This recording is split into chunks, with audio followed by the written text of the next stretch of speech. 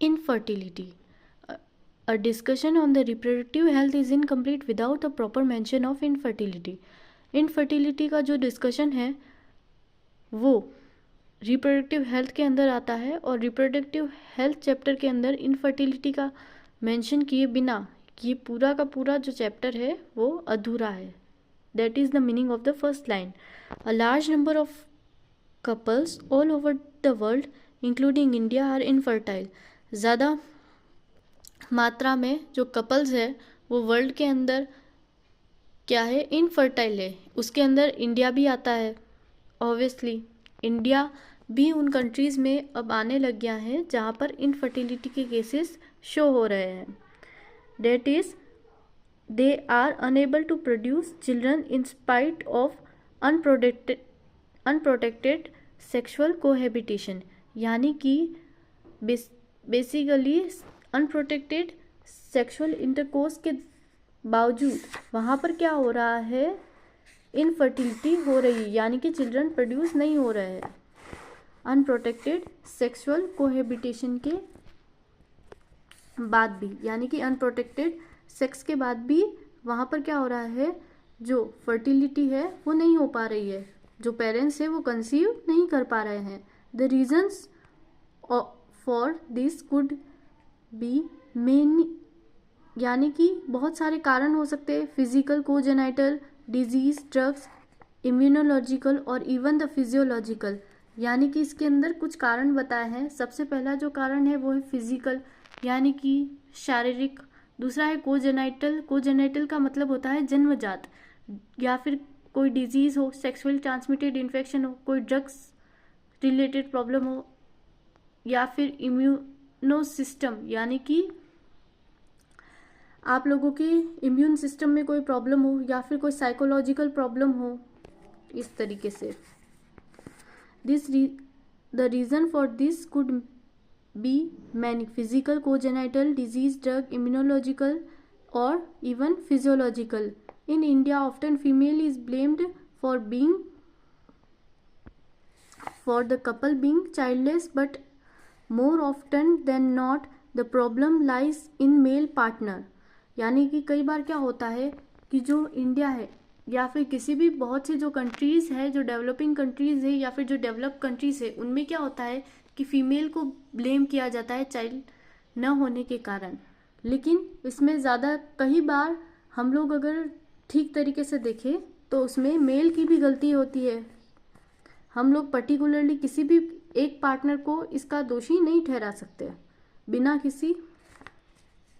बिना proper clinic पे जाए या प्रॉपर उस चीज़ की जांच करवाए.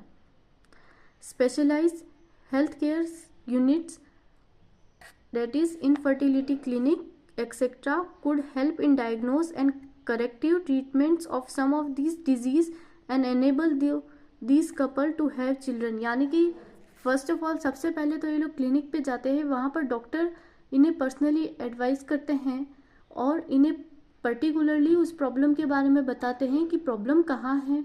उसके बाद भी अगर कंसीव नहीं हो पाता है तो ये लोग आर्ट की मदद लेते हैं, असिस्टेड रिप्रोडक्टिव टेक्नोलॉजी.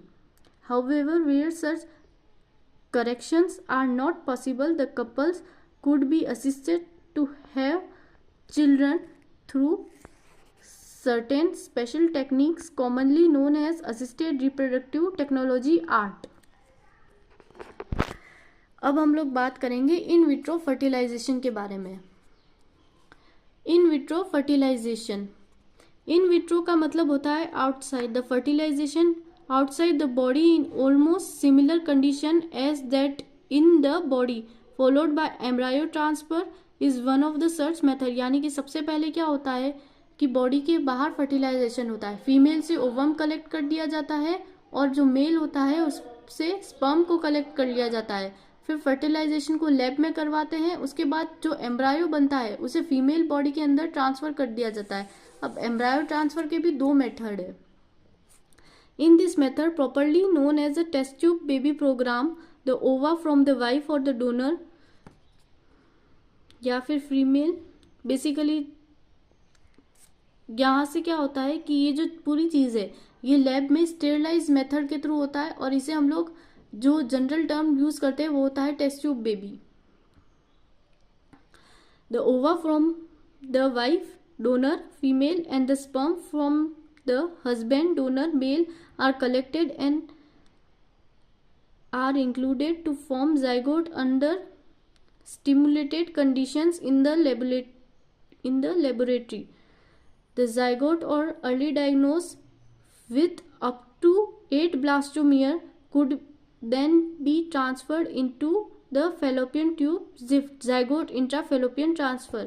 यानी कि क्या होता है कि सबसे पहले एम्ब्रायो बढ़ता है, उसके अंदर क्लीवेज होता है। अब क्लीवेज के थ्रू क्या होता है, ब्लास्टोमियर्स होते हैं यानी कि सेल्स, हम लोग बेसिकली उसको कहते हैं। अगर मान लो टोटल एम्ब्रायो के अंदर 8 सेल्स है, 8 से लगाकर 16 तक है, या फिर वो मोरला की कंडीशन में है, तो हम लोग उसे जाइगोट के अंदर ट्रांसफर करेंगे, जिसे हम लोग जाइगोट इंट्राफेलोपियन ट्रांसफर भी कहते हैं। अब हम लोग अदर मेथड की बात करें, and the embryos with more than 8 blastomeres into the uterus intrauterine transfer to complete its further development। और अब हम लोग क्या करेंगे, अगर 8 ब्लास्टोमियर्स से ज़्यादा है, क्योंकि कई बार क्या होता है एक्टोपिक प्रेगनेंसी की कंडीशन में हम लोगों को जो ब्लास्टोमियर है या फिर जो एम्ब्रायो है उसे हम लोगों को यूट्रस में ट्रांसफ़र करना पड़ता है। और अब हम उसे यूट्रस में ट्रांसफ़र करेंगे तो उसके लिए क्या होगा, उसकी जो कंडीशन है वो ब्लास्टोसिस वाली होनी चाहिए, यानी कि 8 ब्लास्टोमियर्स से ज़्यादा, 8 ब्लास्टोमियर्स तक होगा तो हम लोग उसे जाइगोट के अंदर करेंगे। लेकिन अगर 8 ब्लास्टोमियर्स से ज़्यादा है तो हम लोग उसे यूट्रस के अंदर ट्रांसफ़र करेंगे to complete its further development, यानी कि उसका जो बचा हुआ विकास है वो फिर यूट्रस के अंदर ही होगा। The embryos formed by in vivo fertilization, fusion of gamete within the female also could be used for such transfer to assist those females who cannot conceive। यानी कि कई बार कंडीशन ये होती है कि जो फीमेल होती है वो क्या होती है, कंसीव तो कर लेती है पर प्रॉपर इन्वायरमेंट नहीं दे पाता है, उसका यूट्रस इम्प्लांटेशन नहीं हो पाता है या फिर प्रॉपर डेवलपमेंट नहीं होता है एम्ब्रायो का यूट्रस के थ्रू। तो ऐसी कंडीशन में हम लोग क्या करते हैं, किसी अदर मदर को यानी कि सरोगेट मदर की मदद से हम क्या होते हैं, प्रेगनेंसी कंसीव करवाते हैं।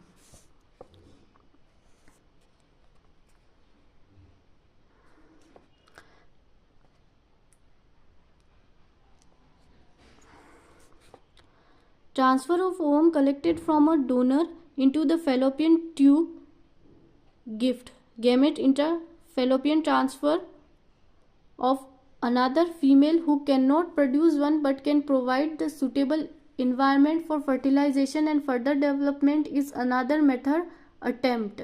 यानी कि इसका मतलब ये होता है कि कई बार क्या होता है कि जो फीमेल होती है उसका यूट्रस का जो इन्वायरमेंट है वो एकदम अच्छा होता है, यूट्रस एकदम सुटेबल होता है फर्टिलाइजेशन के लिए, बाकी सारे प्रोसेस के लिए, इम्प्लांटेशन के लिए।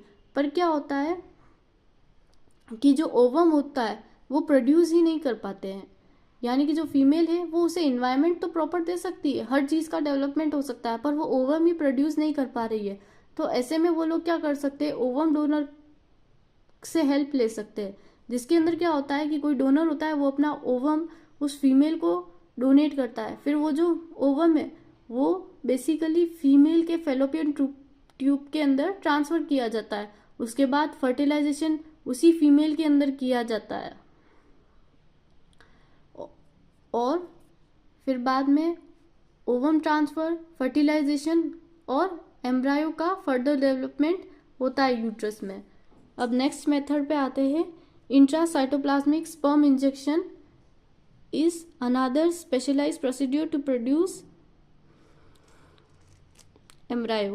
The intracytoplasmic sperm injection is another specialized procedure to form an embryo in the laboratory in which sperm is directly injected into the ovum। यानी कि जो स्पर्म है वो डायरेक्टली ओवम के अंदर ट्रांसफ़र हो रहा है। ये हम लोगों ने कई बार टीवी मैगजीन्स या फिर एड्स के अंदर भी देखा है इसे, कि जो स्पर्म है उसे इंजेक्शन की मदद से डायरेक्टली वन स्पर्म को और वन ओवम को लेबोरेटरी में स्टेरिलाइजेशन के थ्रू, इंजेक्शन की मदद से फर्टिलाइज किया जाता है। The infertility cases either due to the inability of the male partner to inseminate the female or due to very low sperm counts in the ejaculates could be corrected by artificial insemination technique. In this technique, the semen collected from either from the healthy donor or the husband is artificially introduced into the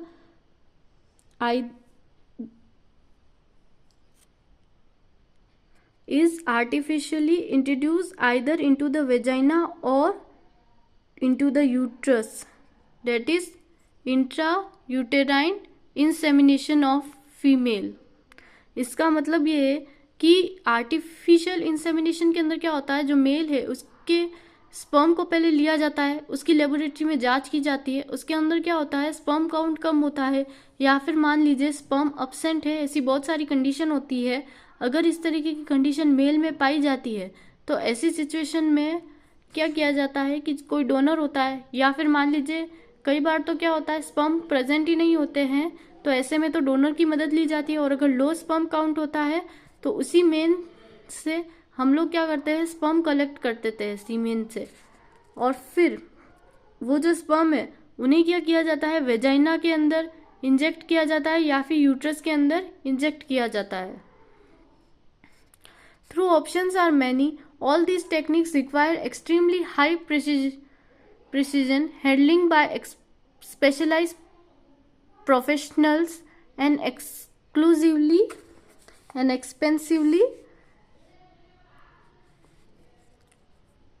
instrumentation। यानी कि क्या होता है कि ये जो techniques है ये काफ़ी ज़्यादा एक तो महंगी होती है, दूसरा इनको जो हैंडल कर सकते हैं वो काफ़ी ज़्यादा वेल क्वालिफाइड डॉक्टर्स होते हैं।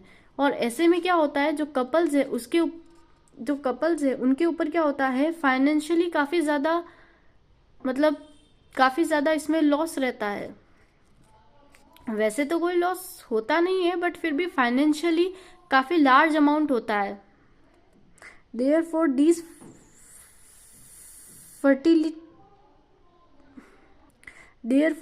facilities are presently available only in the few centers in the country।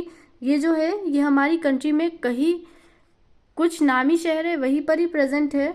Obviously, their benefits is adorable to only a limited number of person, यानी कि जो इसे फाइनेंशियली अफोर्ड कर सके, क्योंकि जो मिडिल क्लास है या फिर जो पुअर इकोनॉमी में आते हैं वो लोग इसे नहीं कर सकते।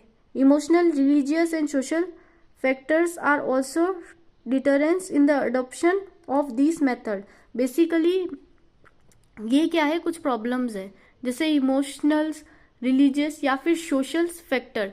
यानी कि कई बार क्या होता है, जैसे मान लीजिए हमने किसी और से ओवम डोनेट किया, हम लोगों ने गिफ्ट में देखा, तो कई बार कई लोग ओवम देने से मना कर देते हैं, एग देने से मना कर देते हैं।